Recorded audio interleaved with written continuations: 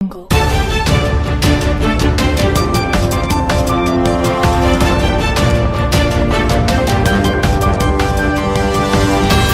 Jungle.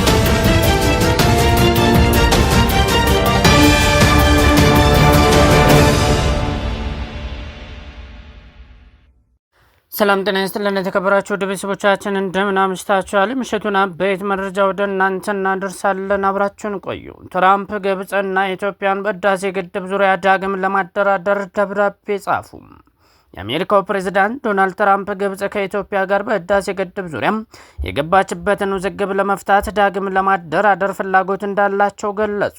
ዶናልድ ትራምፕ ለግብጽ ፕሬዝዳንት አብዱል ፈታህ አልሲሲ በጻፉት ደብዳቤ ላይ አገራቸው በህዳሴ ግድብ ዙሪያ የጀመረችውን የማሸማገል ጥረት መቀጠል እንደምትፈልግ ገልጸዋል። ፕሬዝዳንቱ አርብ ጥር 8 2018 ዓ.ም በጻፉት ደብዳቤ ላይ ፕሬዝዳንት አብዱል ፈታህ አልሲሲ በእስራኤልና በሐማስ መካከል የተኩስ አቁም እንዲደርስ ለሰጡት ውጤታማ አመራር አድንቀዋቸዋል። ግብጽ ከመስከረም 26 2016 ዓ.ም በኋላ በእስራኤልና በሐማስ መካከል የተቀሰቀሰውን ግጭት ተከትሎ የቀጠናው ደህንነትና ሰብአዊ ቀውስ በመፍታት በኩል ለነበራት ሚና ምስጋናቸውን ገልጸዋል። ፕሬዚዳንት ትራምፕ ባለን የግል ወዳጅነት መንፈስና አሜሪካ ለግብጽ ሕዝብ ሰላምና ደህንነት ባላት ቁርጠኝነት በግብጽና በኢትዮጵያ መካከል ያለውን የአባይን ውሃ መጋራት ጥያቄ ለአንዴና ለመጨረሻ ጊዜ በኃላፊነት መንፈስ ለመፍታት አደራዳሪነቷን ዳግም ለመጀመር ዝግጁ ነኝ ሲሉም ትራምፕ በደብዳቤው ላይ አስፍረዋል። ኢትዮጵያ በአባይ ወንዝ ላይ የህዳሴ ግንባታን ከጀመረችበት ጊዜ አንስቶ ከሱዳንና ከግብጽ ጋር አለመግባባት ውስጥ ቆይታለች። ግብጽ፣ ኢትዮጵያና ሱዳን ላለፉት 14 ዓመታት በአባይ ወንዝ ጉዳይ ላይ ከስምምነት ለመድረስ ሲደራደሩ የነበረ ቢሆንም እስካሁን ሶስቱንም ሀገራት የሚያስማማ ሁሉን አቀፍ መግባባት ላይ መድረስ አልተቻለም። ኢትዮጵያ ባለፈው ዓመት መጨረሻ ላይ አጠናቃ ያስመረቀችው ታላቁ የህዳሴ ግድብ ከ5000 ሜጋዋት በላይ ኤሌክትሪክ ኃይል ያመነጫል። ትራምፕ በመጀመሪያው የስልጣን ዘመናቸው በህዳሴ ግድብ ዙሪያም ሶስቱን ሀገራት ማደራደር ጀምረው ተከታታይ ውይይት የተደረገ ቢሆንም በወሳኝ ነጥቦች ላይ ከስምምነት ሳይደርስ መቆየቱ ይታወሳል። ግብጽና ሱዳን በተደጋጋሚ በአባይ ወንዝ ላይ ኢትዮጵያ የገነባቸውን ታላቁን የህዳሴ ግድብ በምስራቅ የናይል ተፋሰስ ሀገራት ላይ ዘላቂ ስጋት ደቅኗል ሲሉ ይናገራሉ። ፕሬዚዳንት ትራምፕ አሁን በጻፉት ደብዳቤ ላይ ሀገራቸው በህዳሴ ግድብ ዙሪያ ለበርካታ ዓመታት ባለመግባባት ውስጥ የቆዩትን ሀገራት ጉዳይ ለመፍታት ያላትን ፍላጎት በመግለጽ በዚህ ቀጠና የትኛውም ሀገር የአባይን ውድ ሀብት በተናጠል መቆጣጠርና በሂደቱ ጎረቤቶቹን መበደል የለበትም ሲሉ አስፍረዋል። ትራምፕ በማህበራዊ ሚዲያ ገጻቸው ላይ ባጋሩት በዚህ ደብዳቤ ላይ ቡድኔና እኔ የአባይ ወንዝ ለመግለጽ ለግብጽና ለህዝቧ ያለውን ጥቅም እንረዳለን ብለዋል።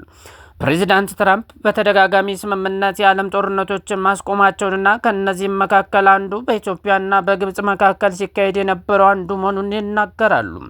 ትራምፕ በደብዳቤያቸው ላይ ትክክለኛ በሆነ ቴክኒካዊ እውቀትን፣ ፍትሐዊና ግልጽ ድርድር እንዲሁም አሜሪካ በሚኖረት ጠንካራ የቁጥጥርና የማስተባበር ሚናም ከሁሉም የአባይ ተፋሰስ ሀገራት ጋር ዘላቂ ስምምነት ላይ መድረስ እንደምንችል አምናለሁ ሲሉ ያላቸውን ተስፋ ገልጸዋል።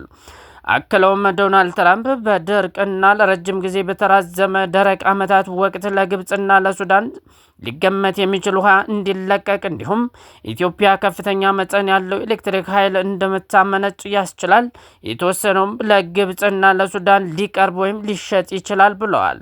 የአሜሪካው ፕሬዝዳንት የህዳሴው ግድብ አለመግባባት ዘላቂ ከሆነም ቀጠናዊ መረጋጋት ጋር በተያያዘ ከፍተኛ ትኩረት የሚሰጡበት ጉዳይ መሆኑን በደብዳቤያቸው ላይ ጠቅሰዋል። ለመካከለኛው ምስራቅና ለአፍሪካ ዘላቂ ሰላም ስሰራ በታላቁ የኢትዮጵያ ህዳሴ ግድብ ዙሪያ የተፈጠረውን አለመግባባት መፍታት ቁልፍ አጀንዳዬ ነው ብለዋል። ለፕሬዚዳንት አልሲሲ የተጻፈው ይህ ደብዳቤም ለኢትዮጵያ ፕሬዚዳንት ታዬ አጽቀሥላሴ፣ ለሱዳኑ አብዱል ፈታህ አልቡርሃን እንዲሁም በቀጠናው ላይ ከፍተኛ ተጽዕኖ ላላቸው የሳውዲው ልዑክ ሙሐመድ ቢን ሰልማን እና የዩናይትድ አረብ ኤምሬትስ ፕሬዚዳንት ሙሐመድ ቢን ዛይድ ተልኳል።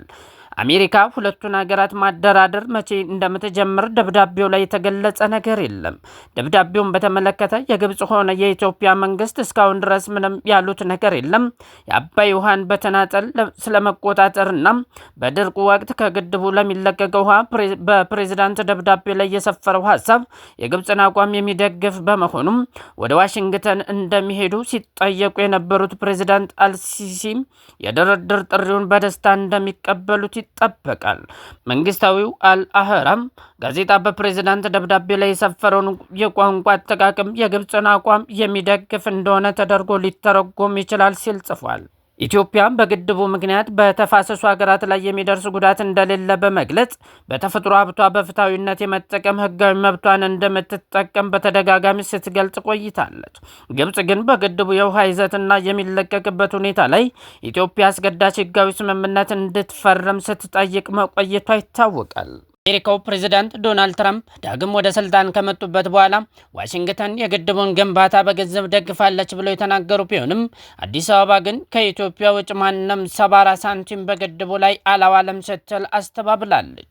ከ5 ቢሊዮን ዶላር በላይ ወጪ ተደርጎበት ግንባታው የተካሄደው የህዳሴ ግድብ 1.78 ኪሎ ሜትር የተዘረጋ ሲሆን 145 ሜትር ከፍታ አለው። በዓለማችን በርዝመቱ የሚታወቀው የአባይ ወንዝ ከ85 በመቶ በላይ ውሃውን የሚያገኘው ከኢትዮጵያ ነው ተብሏል።